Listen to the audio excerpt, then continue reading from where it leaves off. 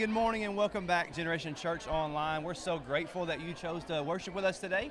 If you would, just do me a couple favors and let us know where you're tuning in from. And if this is your first time, we'd love to just chat with you and connect with you and say hello from Generation Church. It's a beautiful day here, and my name is Wade Angel. I am your campus director for Church Online, and joining me is my lovely spouse, Chelsea.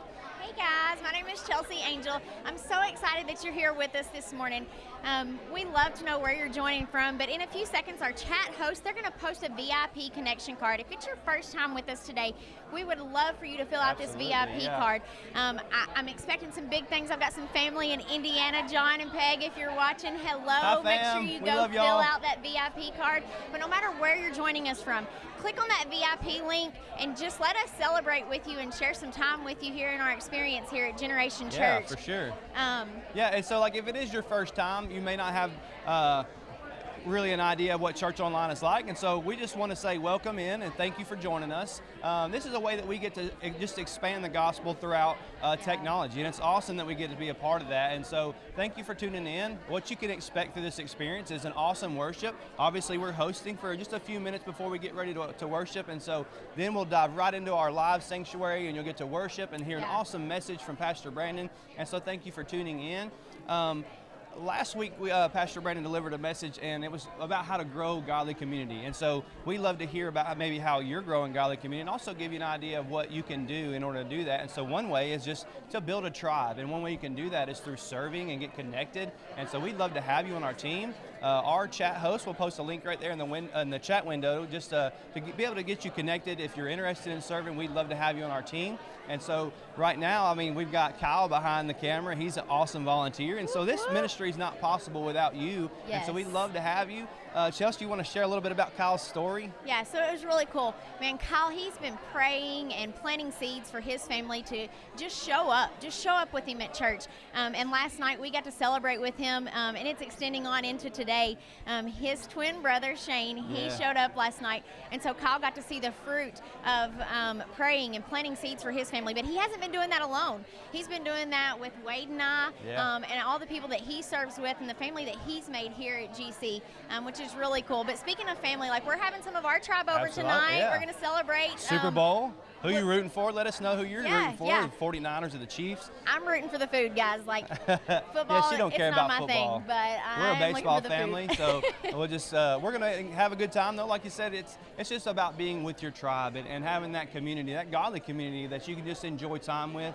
I know Pastor Brandon had a few different points, but building your tribe and building your team was one of them. And so a way that you can do that is just to get connected, whatever that looks like for you, whether it's getting connected through a watch party. We'd love for you to host a watch party. If you'd like more information about that, just hit us up in the chat right there.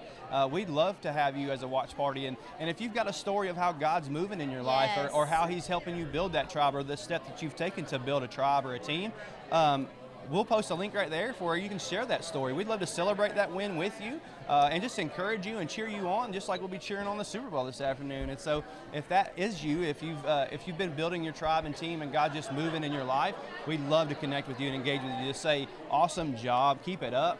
I want to say too, like those stories never get old. No, absolutely. That's what we feed off of, guys. We love to see what God has done in and through people's lives, and they never get old. Seeing those come through day in and day out is just something that we get excited to share that with one another. Yeah. But before we go into worship, really quick, I do want to remind you guys that we challenged some of you to be a Share Superstar last week. Jess Petty, our first lady, she was kind of leading the way in that, and we chatted with her this morning, and she's turned down that gift. Yep. So we're able to extend that another week, right, You've got Wade? another entire week. You'll have a whole new opportunity, a clean slate to just continue to share. We'd love for you to share this message. You never know how this word can impact somebody else around you, so share it with your friends, your family, your neighbor, whoever, and you have that opportunity to win that awesome swag bag. We had some cool giveaways. Yeah. Just in case you missed it, that swag bag that Wade was mentioning, you're going to get an original GC t-shirt. Yep. I know you're going It's to a get lot a like coffee this one. mug. Yeah, it is similar to this one. You're going to get a coffee mug, a bumper sticker, maybe some of our new merch line. Yep, but you'll get an cool opportunity bag. to choose something from our brand new merch line. And so we're excited about that. You have another week, and we'll talk a little bit more about that after the message. But for now, let's get ready to worship. It's going to be an awesome day here at Generation Church. Stand to your feet, and let's listen to the word. Yeah, guys, enjoy the experience. Ready to have some fun this morning? Come on, let me hear you. Yeah. Whoa.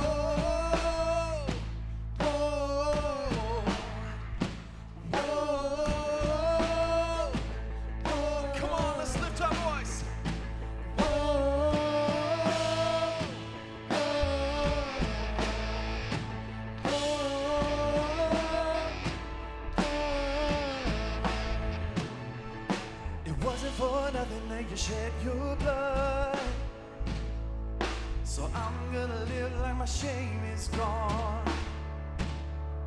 I won't be shackled to the way I was. Oh, I'm gonna live like my chains are gone, gone. Now my sin is dead and gone, and I sing hallelujah. Whoa, done. He is risen and he's done, and I sing hallelujah. Come on.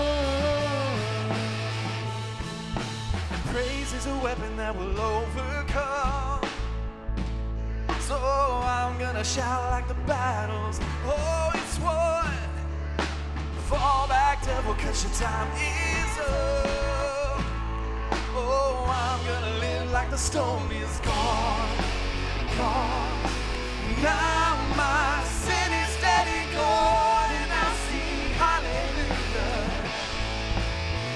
Whoa, done, done. He is risen and is done, and I sing hallelujah.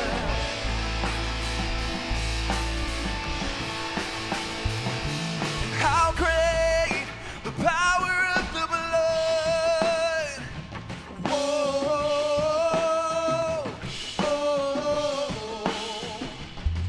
I am the righteousness of God. Whoa, oh, how great the power of the blood. Whoa, I am the righteousness of God.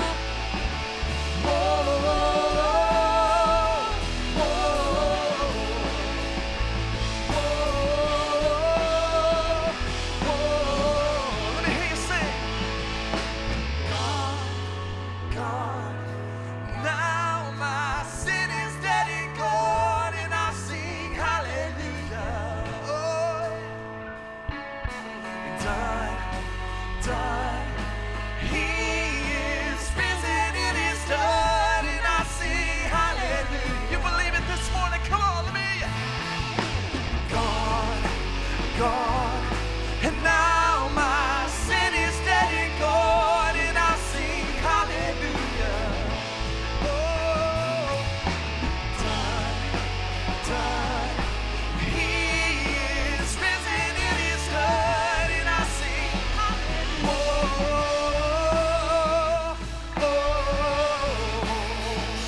Whoa. Come on, if you're free this morning, lift your voice. Whoa, yeah.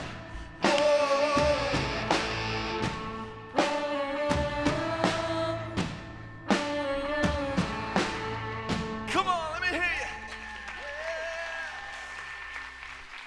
Man, it's so awesome to be here this morning, and we get to celebrate in baptism once again this morning. You guys excited? Come on.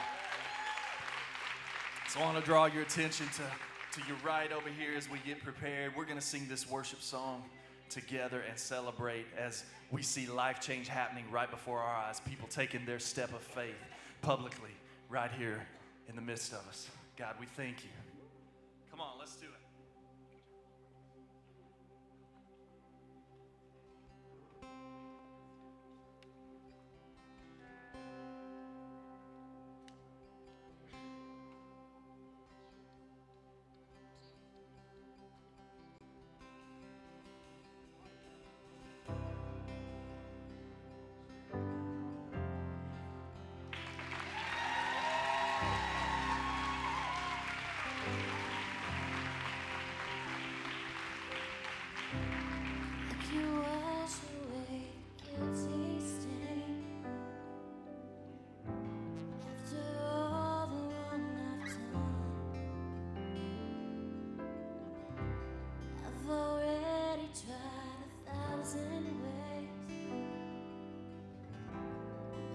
never been enough. What can be enough? Nothing but the blood. A better word was spoken. Oh, I know it was nothing but the blood. Every curse was broken. Oh, I know it was nothing but the blood. Nothing but the blood.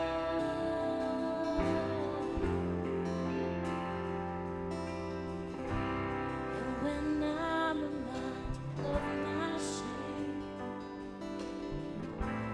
to the fountain I will run. Every failure covered now in grace, for the Lamb is overcome.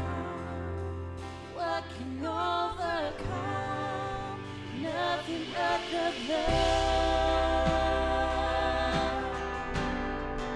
A better word was spoken.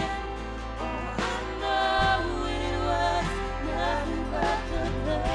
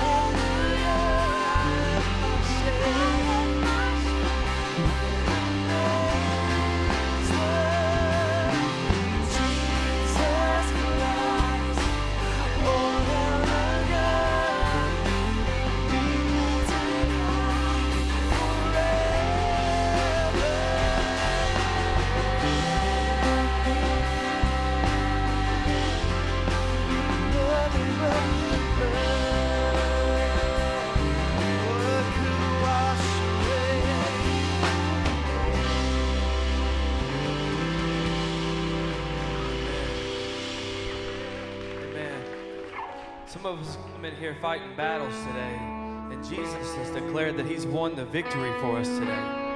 In our lives and in our marriages, he's won the victory today. Let's sing this. And the weapon may be formed, but it won't prosper. And when the darkness falls, it won't prevail. 'Cause the God I serve knows only how to triumph. And my God will never fail. Oh, my God will never fail. And I'm gonna sing a victory. Oh, I'm gonna sing a victory. For the battle belongs to you, Lord. Oh, I'm gonna sing a victory.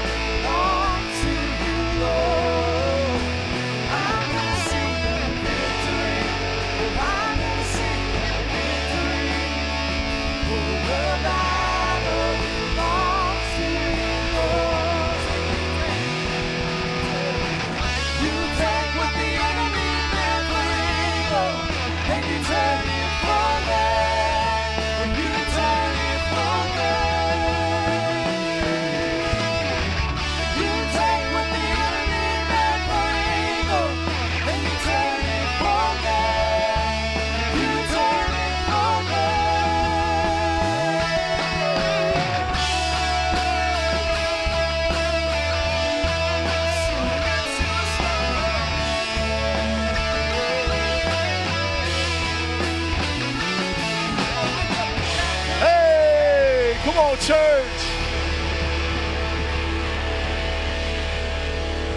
How we doing? 10 o'clock. We okay?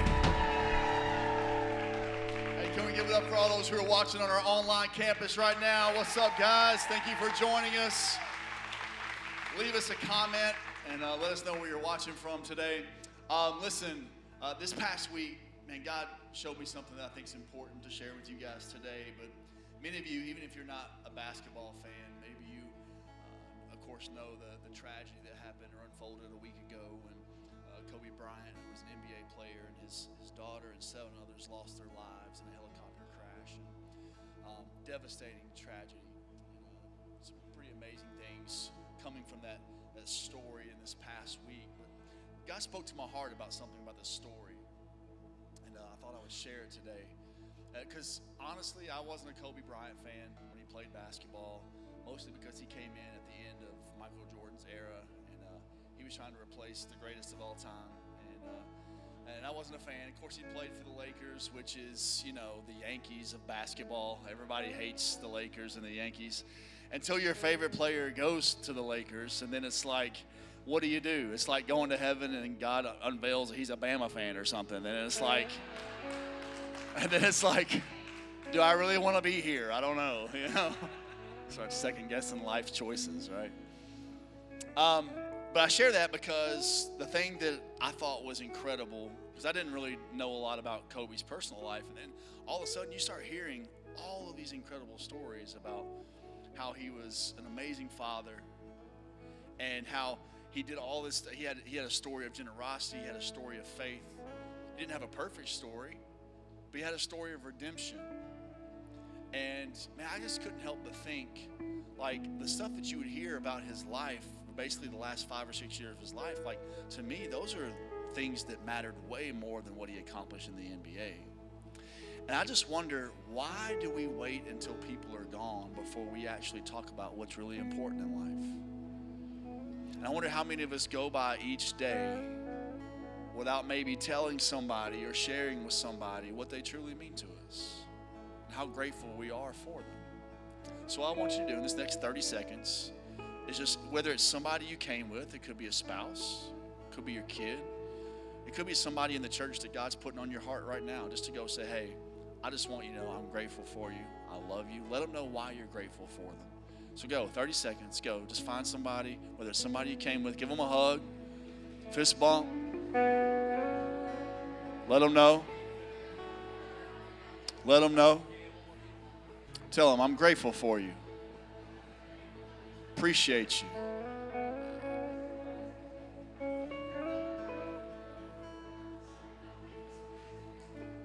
Come on. It's good stuff right there, man. My person's not in the room, but she's probably watching. Last night I was talking about how grateful I am for my wife.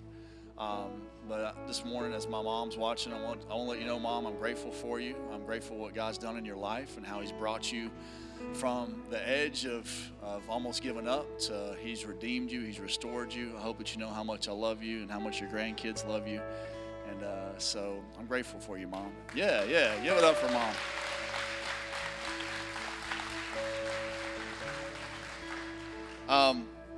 But listen, how many of you know, even through this tragic story, and maybe you have a story, God is the master at taking what the enemy meant for evil and turning it for good.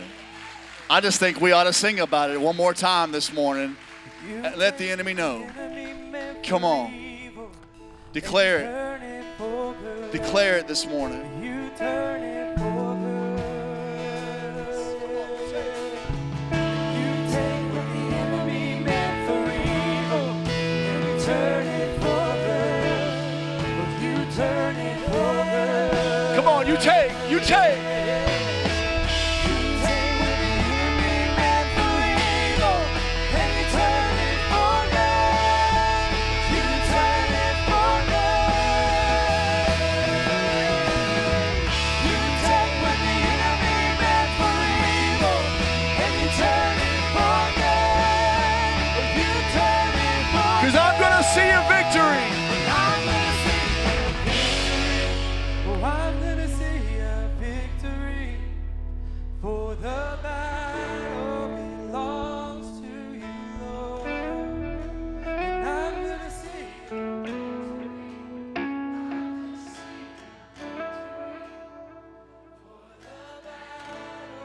One more time. I'm going to see a victory. And I'm gonna sing victory. I'm gonna sing victory. For the battle belongs to you. Somebody give Jesus some praise in this place this morning. Come on.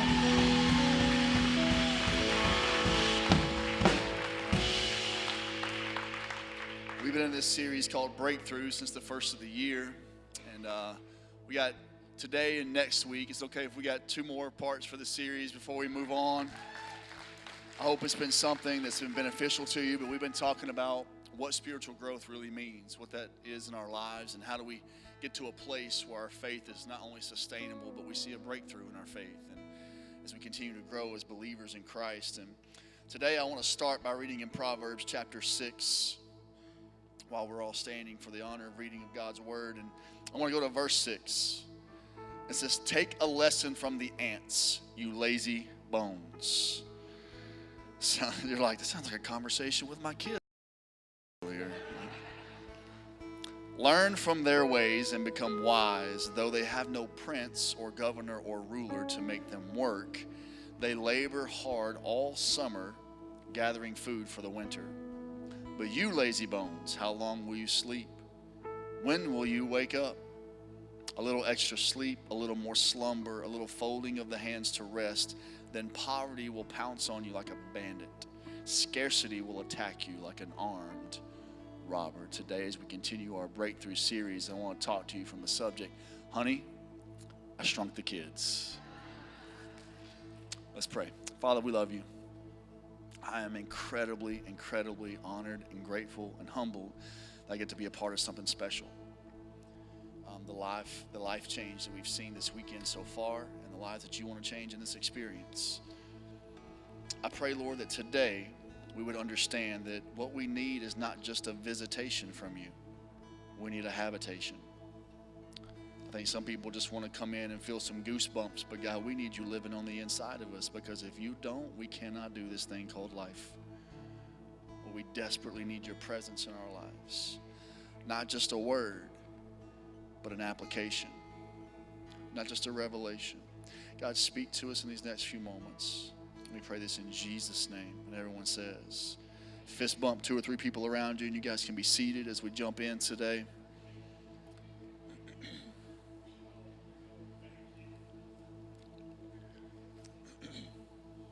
Honey, I Shrunk the Kids. Have you ever seen that movie? Yeah? Man, I love it. I love it. If you haven't, it's on Disney Plus. If you haven't seen it, it's an old Disney movie, something I watched growing up. Funny movie. It's a great movie, great story behind it. Just give you a premise or context real quick. You got 2 sets of neighbors. One set of neighbors, you have the guys, he's the outdoorsman. He wants his son to play football. He's putting a lot of pressure on his son. There's some tension in the home with father and son. And then you have the other set of neighbors. And this dad he's a workaholic. He's a scientist. He's trying to invent this machine that shrinks things. And there's tension in the home. The wife and the husband are thinking about separating. They're thinking about divorce. And and both sets of neighbors, they really don't care for one another. There's tension between the neighbors. And by accident, the kids stumble upon this machine that the father hasn't been able to get to work correctly without blowing stuff up. And something happens to where the kids accidentally shrink themselves, and this machine shrinks them. And so the movie is not only just about how they have a perspective of an ant, but it really is about how sometimes, how many of you know, for us to get a proper perspective in life, you have to humble yourself. You have to get small. I think a lot of people spend their entire life trying to get bigger than everybody else, trying to get more, gain more. But how many of you know that sometimes until we get a dose of humility in our lives, we don't really know what's really important? And some of us, it happens not by our choice, doesn't it? I don't know if there's anybody in this room who's ever been through something like that, where you were kind of trotting along through life, you thought you knew what was important and you were doing your own thing, and all of a sudden either tragedy or trial happened in your life, and it made you shift your focus and your perspective of what's the most important thing in life. And that's kind of what we see in the book of Proverbs in chapter 6. And we see that the whole book of Proverbs is written from the perspective of a father writing to his sons. And he's trying to teach them things that he has understood from God. And it's amazing because Proverbs is filled with all of this wisdom. And how many of you know there's a difference between knowledge and wisdom? A lot of people are smart enough, they're just not wise enough. And it's incredible because you can get knowledge from this world. You can gain knowledge from books. You can gain knowledge from teachers. But the Bible reminds us that wisdom comes from God. And what's even more remarkable is that God says, if you ask for it, I'll give it to you. But most people like to think of themselves smart. But I just want to spend my life not getting smarter, but getting wiser. Is anybody with me on that? And so here's what Solomon says to his sons. So in a joking way, but also in a real way, he is talking to his kids. And he's like, listen, you guys need to take a lesson from the ants. In other words, what he's saying is, get low for a minute. Shrink your perspective. Because how many of you know, as teenagers, we needed a dose of humility. I'm talking about us, adults. We needed a dose of humility because if something happens right about the age of 15, some of us inherit a stupid gene. Anybody know what I'm talking about? And it's this gene where all of a sudden we think we know it all, right? We know everything there is about relationships. We know everything there is about money. We know everything there is about parenting, and our parents are doing it wrong. And oh, how later on in life we go, dear God, I had no clue what I was doing in life. Can anybody agree with me today? Now, I'm not talking about your kids. I'm just talking about us. Your kids got it figured out. But listen, he says, take a lesson. And this lesson is, I need to shrink my perspective. I need to get to a place where he wants them to understand what's really valuable in life. And it's amazing because he says, listen, I need you to take an ant's perspective. And there are 6 qualities about an ant that are pretty fascinating. I don't know if you know this about an ant. But an ant, for one, when it says that they have no ruler or prince to tell them to do these things, in other words, they take initiative.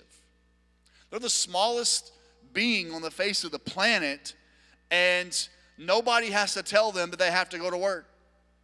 Nobody has to tell them that they have to take care of their family. Like, it's instinctive. They take the initiative. They're like, man, why are you doing these things? Because they understand it's the thing that leads to life. The other thing is they're very intentional and live with purpose. An ant will never take a long way around.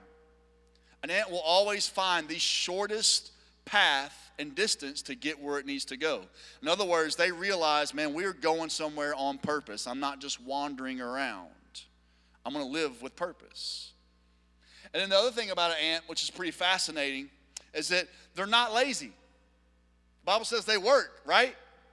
It's something I've been trying to teach my son who'll be 5 in a couple of weeks. And anytime I get a chance to talk about money with him, I will, because he'll ask for a quarter, and I'll say, listen, what did you do to earn that quarter?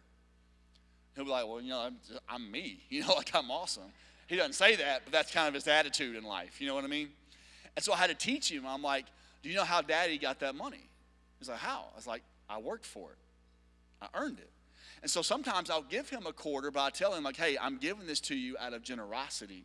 And then sometimes I tell him, like, listen, I gave you this quarter because you helped clean your room.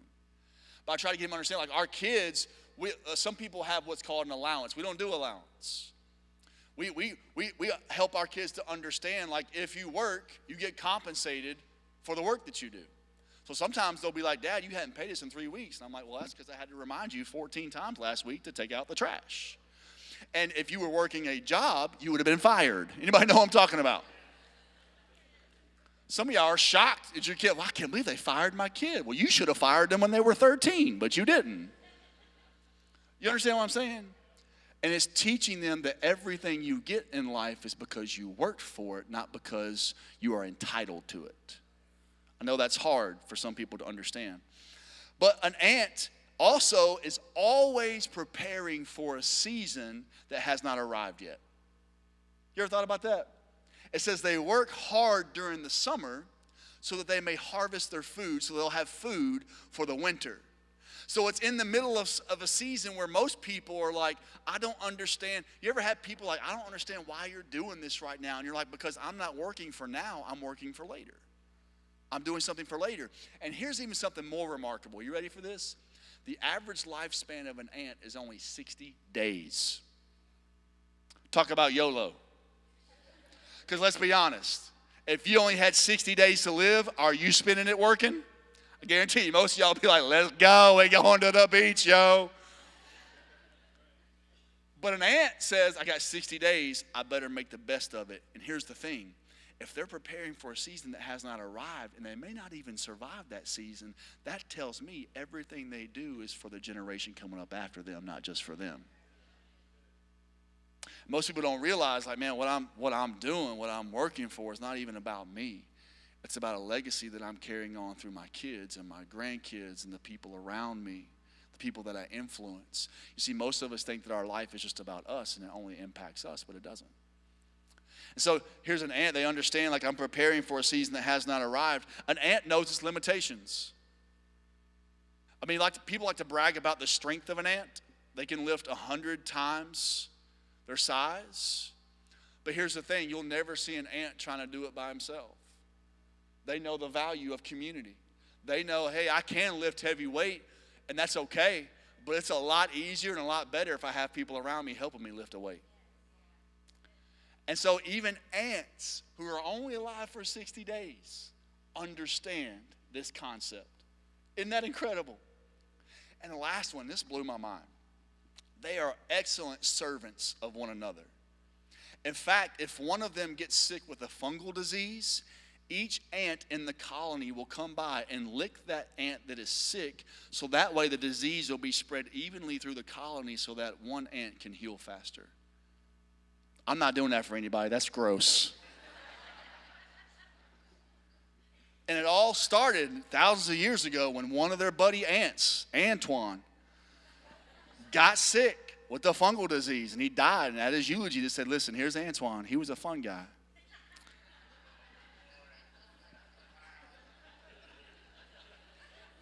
It's the little things in life, guys. Just help me, okay? Just help me. But isn't that incredible? Like, what if our perspective in life was just those 6 things? Can we agree that would transform our lives? So he says, listen, get low for a minute. But there's even 2 deeper concepts here. I want to read verses 6 through 8 again. As he says, take a lesson from the ants, you lazy bones. Learn from their ways and become wise. Though they have no prince or governor or ruler to make them work, they labor all summer, gathering food for the winter. In other words, there's a season to rest and a season to invest. A season to rest and a season to invest.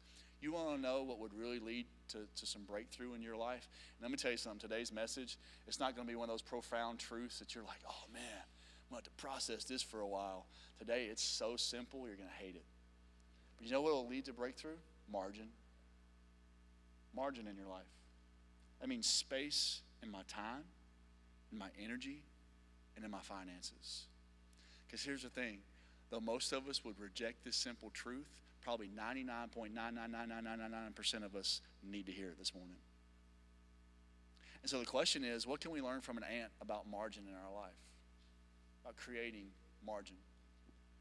You know, when you think about the life of an ant, when you shrink your perspective for a moment, it really is about community and purpose and rest and just this whole idea of hard work. And they only average 60 days on the earth, and yet even they understand the brevity of life and why it's important that what they do makes an impact.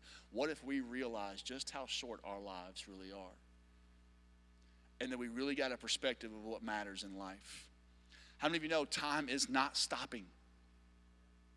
It's not. How many of you realize, just even looking at your kids or looking at your own life? I can remember being in school thinking, I cannot wait to get out of school. And it felt slow, didn't it? It felt like, man, I'm never going to graduate. I'm never going to get out of here. And now you look back and you're like, dude, that was yesterday. And it sounds like the old cliche, but it really is understanding time is short. And if you can just get low for a minute and realize, what will my life really amount to when this is all said and done? what really matters. So that's what I'm asking you to do throughout this sermon is shrink your perspective for a moment. Let's learn a lesson from the ant about time, energy, and resources. So there's two main things we want to talk about today. The first one is this: live on the other side of yes. Live on the other side of yes. In other words, this is getting to a place in life where I want to get to a place where I say, listen, the answer is yes. Now what's the question?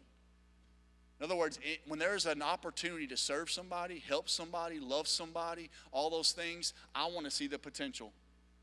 But most people live on the other side of no. That means you have said yes to all the good things in life that you'll never be able to say yes to the great things. You spend your time saying yes to everybody. Living on the other side of yes means I've created so much margin in my life over the years that, listen, I'm not looking for when I retire. I'm looking forward to the day that I get to invest. There's a difference.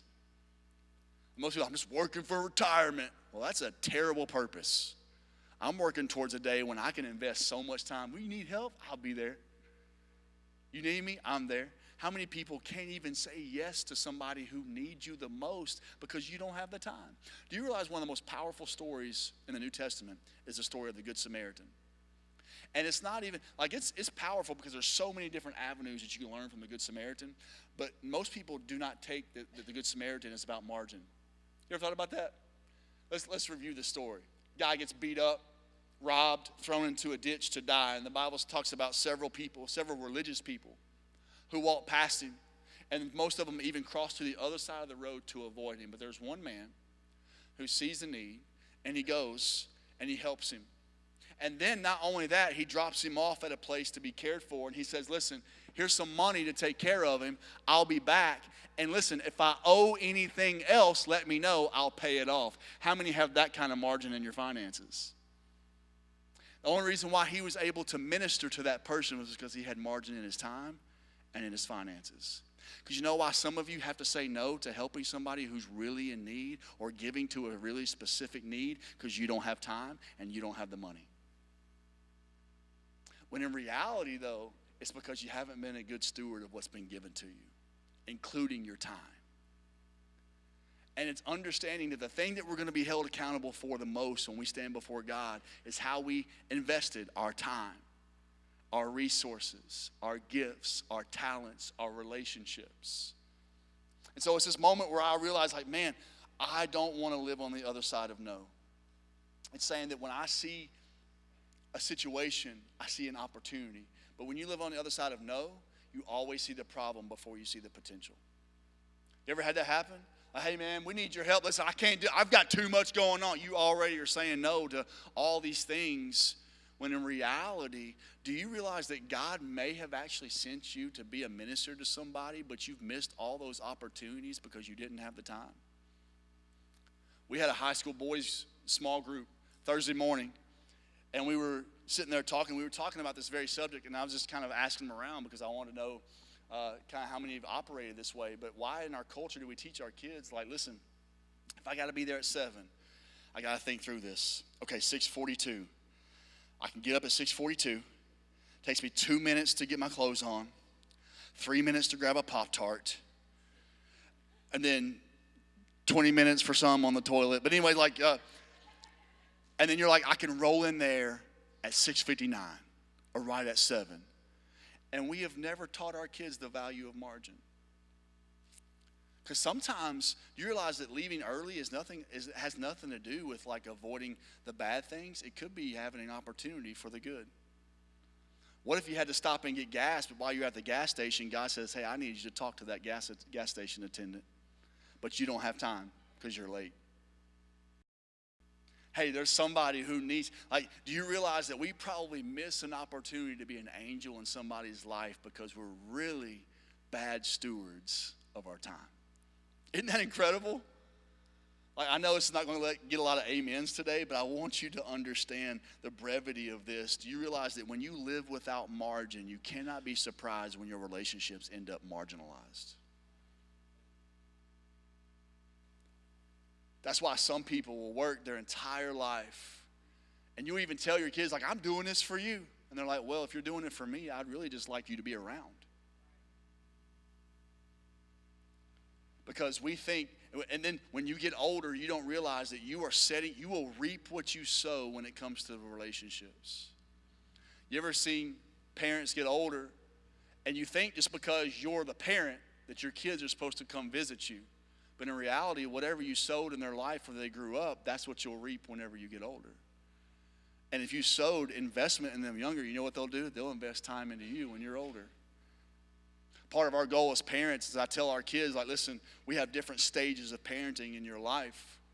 And right now, like, I'm moving into this situation where my oldest daughter, she'll be starting high school in the fall, and then my youngest son is starting kindergarten. Y'all pray for me. We're going through two different emotional things at once, and more specifically, pray for his teachers. But I'm just saying, like, how many of you know, like, now I'm getting to a different parenting season for my oldest child, and it really is preparing her for life. And my hope as a parent is that once they leave our house, I'm their best. Like, I want them to want to come hang out with Dad. I want them to want to come home, because home is the safe place. It's a place where I was loved and cared for, but they also gave me guidance. And now it's a place like I get to sit back and laugh when they go through problems. You know what I'm saying? Like, oh, that sounds so funny. Hey, just lock the door and you leave, you know, like. But you understand what I'm saying? Like, if we invest that time, but some of us, we wait until it's too late to try to invest the time that should be invested now. And you can't be surprised when those relationships become marginalized. Make sense? So the second thing is this: do your giving while you're living, so you'll die knowing where it's going. Do your giving while you're living, so you'll die knowing where it's going. Because you know when you die, I know this is probably a truth that you've never heard before, you can't take it with you. You can't. You can try. You can try. But you can't. And in fact, when you're gone, if you haven't spent it, somebody else will figure out how to spend it for you. And most of the time, it's like people that you don't like. It's government, it's courts, it's whatever, especially if you have people fighting over whatever you have. Like, it's an ugly picture. And so here's the problem, is that most people will spend their entire life trying to increase their standard of living. But people who live with margin understand, I want to increase my standard of giving. It's called generosity. It's called, like, man, when I leave this earth, I want to make sure that I invested in the right things. I want to live a life of joy. I want to live. And can we agree, like, people who are generous are more joyful? They really are. Here's the problem. Most people will leave this earth, and you will leave your family members with so much debt they can't even celebrate your life because they're living in the mess of your margin. You ever seen that happen? Ever experienced it? When it's like they had nothing, like, I don't know how we're going to pay for this funeral. I don't know how we're going to do this. They were in debt up to their eyeballs, and we've got to figure out how to help cover this, or we're going to lose this house. Because most people don't think about it because they spend their entire life trying to increase their standard of living. How many of you know that when you are constantly trying to play catch up, you just can't do it? My father-in-law tells me stories of when he started working, like in the 70s, he'd be like, man, we made $2 an hour. And to them, it was a lot of money. And as we get older, like, value increases, standard of living increases, and what do? We just keep trying to follow it, don't we? We keep trying to be right there with everybody. And America is the only place this happens. Because we get lied to and tricked and said, listen, the American dream is for you. Get all that you can. It was funny, I was talking to a guy, he said his coworker, he makes really good money, but is in debt. I'm talking about hundreds of thousands of dollars in debt. And he'll spend his time trying to get promotion after promotion so that way he can make more money. He's like, man, if I get this next promotion, you're talking about 6-digit raise, man. And so he's looking through magazines, picking out $1 million homes and boats. And my buddy's like, so let me get this straight. You're hundreds of thousands of dollars in debt, and you think if you make this extra $100,000, all of a sudden you're going to have more things in life. Well, yeah, man. And I wonder how many of us realize, like, if you have more money, if you're still a terrible steward of what you have, it's not going to make your life better. It's going to make it worse. Because you're going to go further in debt. Because most people think, if I have more, I can do more. And in reality, it's funny because people will even say, like, listen, Pastor, I know I don't give, but I'm trying to win that lottery. And when I do, bro, 10% coming back to you. I'm like, are you kidding me? You can't give $1 off of 10. You say you're going to give 1,000? You realize, like, as you make more, 10% means like that goes up each time. It don't stay the same, right? Like, what's 10% of a million? About 100?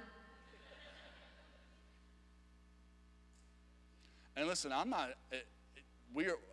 a one of those theologies of where it's like, hey man, if you give this, God will bless you with this, blah blah blah. I remember somebody sending me one of those things in the mail, and it's like, listen, if you sow a gift of $10,000, you'll get $20,000 in return. So I just wanted to write a letter back. Well, listen, I care more about you. So if you'll send me $10,000, God will bless you with $20,000. Anybody ever tried that? Like, just flip a script on them. You know what I mean? But here's what I'm saying, is that most of us will spend our lives trying to have things that when you die, it'll end up in somebody's yard sale. And I'm telling you, people who live their life without margin, they are the most hateful people to be around. Because let's be honest, here's the thing. When you are generous, you attract people to God. Don't believe me? Who do you normally ask for money? People who are generous. Don't you? Well, I know who to ask, because I know you'll give it to me if they can. You don't go ask the hateful person that always says no. You don't ask that person for money. You always want to be around the person that's like, man, I'll give them my time, my energy, my resources. In fact, most of us take for granted those people.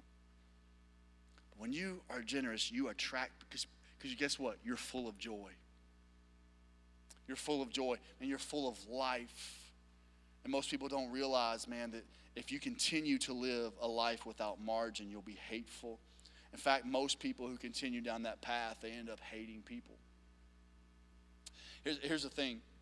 Like, for me to understand this, I want you to think about if you ordered a package and you got the email like, hey, the package was delivered a week ago.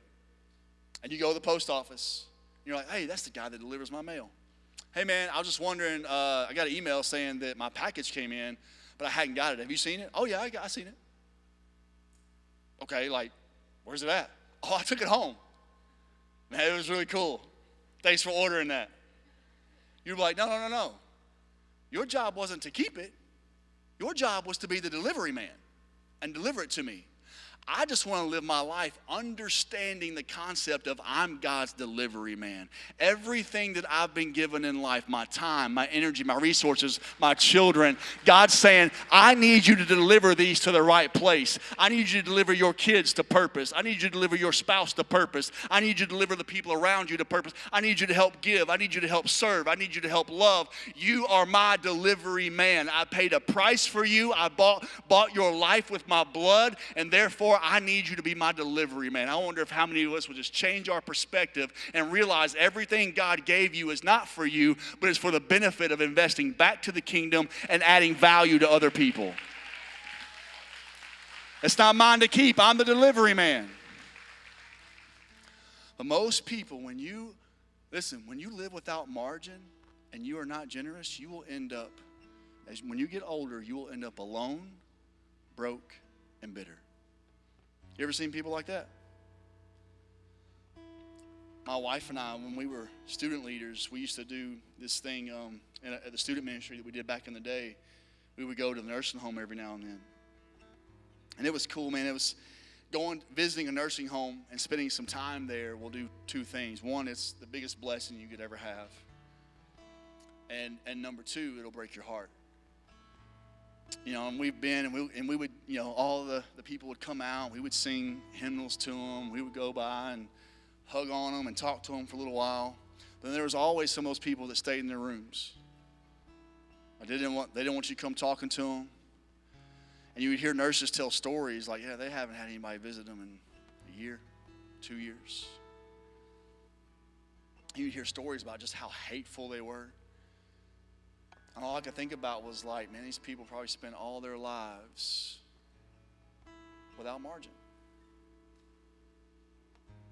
They didn't sow into their kids. They didn't spend time They thought, man, I'm just going to work my whole life, do my thing. They should be thankful for that. We don't realize that all they really wanted was you. Because here's the thing, you will reap what you sow. That was the hardest lesson I had to learn with my father. My father wasn't around. And even when we tried to restore things as adults, the hardest thing for him to grasp, he would say things like, you never call, you never come visit. And my first fleshly response was like, I don't know how to do those things. You didn't do it for me. Now, that's not an excuse, but it made me open my eyes to what kind of man that I wanted to be when I left this world. I don't have to beg my kids to come see me. But when you live without margin, this is the reality. Because you will push people away from God, and you will push people away from you. Because no one wants to be around bitter, ugly people. But when you live a life filled with margin, here's what happens. You live a life of generosity. You live a life of servanthood. And you leave a life of love. It's going, man, here's what I've realized. You know what I've understood? That the older I get, if I'm becoming more like Christ, I love people more and more every day. You want to know where you're at in your margin and in your relationship with God? How do you love people? If the older you get, the more you hate people and the more you want to stay away from them, and the more hateful, like this person made me mad, this person hurt me. I tell you what, I just stay at home. I don't even deal with people anymore. I ain't got time to deal. I'm just going to work and I'm going to retire. I'm going to enjoy me. And then when you get older, I'm telling you, you will be dealt with a dose of humility. And in that moment, you will shrink to the size of the life you sowed. But the more that I become like Christ, I understand, like, what if everybody in here said, God, shrink my perspective. Help me to see how short life is and what is most valuable. Because everything that I've been giving should bring value to people and to the kingdom. I told some of our leaders last night, we were meeting for a leadership small group, and I told them, I said, listen, they were talking about how sometimes it's hard to sow into people. I said, because you got to look at it through two different perspectives. One, I'm always sowing. I'm sowing right now. I'm throwing out seeds. Some of you won't catch it, and that's all right. Some of you, it won't produce anything. That's okay. Some of you, it will. I said, being in student ministry taught me hard lessons. I used to take every seed that I sowed that didn't produce tenfold. I got so broken and heartbroken. I would see students that I thought, man, you're going to change the world, and they wrecked their lives. I've had several students, man, I thought, man, these guys are going to grow up to be amazing, and they took their own lives. But it never made me stop sowing.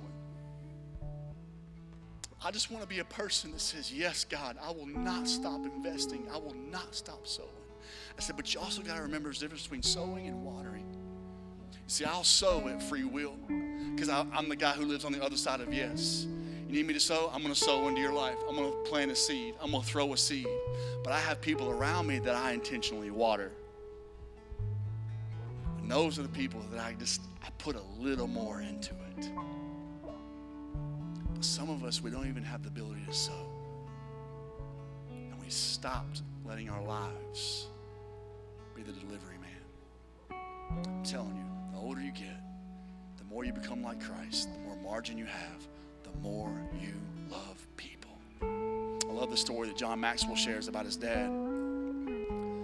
He says, his dad, man, he just blows his mind at how much he loves people the older that he gets. He said they were talking to him about putting him in a living facility, and it was a really nice living facility. He said they were building it, so they would drive past it. He said, man, I'm going to live there one day. He's like, those people are going to be my neighbors. Like, he was so excited. And he couldn't wait to go talk to people. And so on his 98th birthday, they took his dad out to Olive Garden, and they're sitting there, and he said, you know what, I'm going to have the restaurant sing to my dad. So he did. He said, hey, it's my dad's 98th birthday. He said, we're going to sing happy birthday. And the whole restaurant started singing happy birthday. So they got done, they clapped or whatever and sat down. John said, his dad leaned over, he said, son, man, that was beautiful. Yeah, wasn't it, Dad? He said, okay, now let's go to every single table and visit with everybody and thank them for singing happy birthday. And John's like, I don't love people as much as you do, Dad, you know. Like, and he said, but they did. They went to every single table and visited for a few minutes. Can we agree, man, when our lives are filled with joy and generosity, people go, I don't know what you got, but I want it. I want it. I want what you got. I want what you've been sowing into your family. How do you get your, I mean, what are you doing? It's different than what I'm doing. I'm living with margin. I've made an allowance for time in my life. I've made an allowance for my finances because I want to live a life of joy and generosity. So here it is. You ready? Super simple. You ready? Here's your challenge. Leave more than you take. Leave more than you take. You ever wrestle with this question? When you leave this earth, will you have added more to people in the kingdom, or will you have drained them of time, energy, and resources? I don't know about you, but I want to add more to people than I took away. And it starts with margin. Would you stand with me? God, right now, every person watching from home, from another state, some from another country, and every person in this room, I pray that you would help shrink us, shrink our perspective, help us to have a dose of humility today and realize what's most important in life. And say, what am I really working toward? Am I working toward retirement, or am I working toward investment? Am I taking more than I'll leave behind, or am I set on leaving behind more than I take? God, help us to understand that what we're sowing today will outlive us. We may not see it yet, but it will outlive us. And what do we want to outlive us? Help us to become more like you. Help us become joyful. Because God, when you left this earth, you left us so much more than you took. You left us your Holy Spirit. You left redemption, forgiveness, healing, restoration. You left all those things for those who would trust in you. God, may we be more like you. Because God, if we'll have that margin, that's what leads to true breakthrough. And it's in Jesus' name, amen. Hey, welcome back, everybody. Hey, first I just want to say thank you so much for tuning in again. I know we'll say it before, we'll say it a million times. You are so welcome, and we are so grateful that you chose to join us today. I hope you enjoyed the message. I hope you enjoyed the worship, and I hope you enjoyed the interaction with everybody online. What a powerful statement that Pastor Brandon said. It gives you something to think about and put in perspective. You know, when you leave this earth, will you leave adding people to the kingdom of God, or will you leave draining them of their time, their resources, and their energy? And man, that really hits home. You know, like you have to sit back and think, you know, am I being a taker? Am I being a giver? You know, do I feed more than I sow? And so take that challenge and just kind of put it in perspective and look at, you know, at your life and say, where can I create margin? And maybe you're kind of on the fence about serving or taking a next step, but you're not sure that you have the time or the energy to do it. And so you more than likely need to create some margin in your life to be able to say yes to God and say yes to things that are going to just add to your life. And so I encourage you to just take a look and say, you know what, I'm going to challenge myself. I'm going to say yes to God. I'm going to create that margin in my life to where I can maybe join a serve team. And if you're interested in joining a serve team, we would love to have you.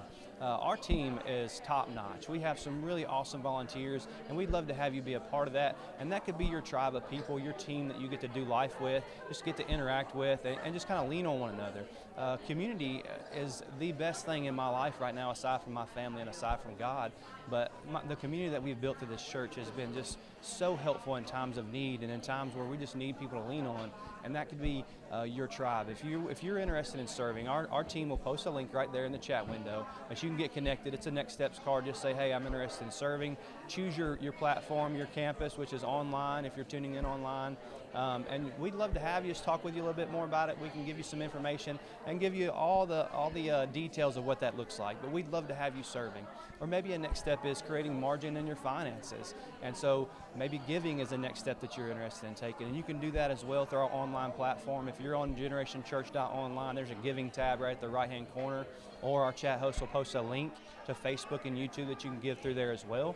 We also have that available for you through the app. And so you can go to Generation Church app and give through that as well. There's many different avenues that you can give safe and securely. But whatever the margin is in your life, we'd love for you to take a next step, to really take this to heart and look at yourself throughout this week as you go on. Don't just leave this here on a Sunday, but drag it into Monday and Tuesday and throughout your week and see how you can apply it and create some margin in your life. I want to recap again about our Share Superstar. So you have another full week to have an opportunity to win an awesome swag bag from Generation Church, no matter where you are. I know I had a good friend of mine that tuned in from Oklahoma today, Blake. I want to shout out to you and just say thank you for tuning in. I'll give a shout out to hopefully Mel in Australia. She's a good friend of my wife's, and we're so anxious to see her tune in, and I hope she gets to watch it. It's about 2 a.m. or a little after where she's at, but Mel, if you get to watch this, we love you and thank you for tuning in. But wherever you are, if you are the winner of that Share Superstar, we're going to send you an awesome swag bag and just have some gifts in there to say thank you for doing your part in spreading the gospel.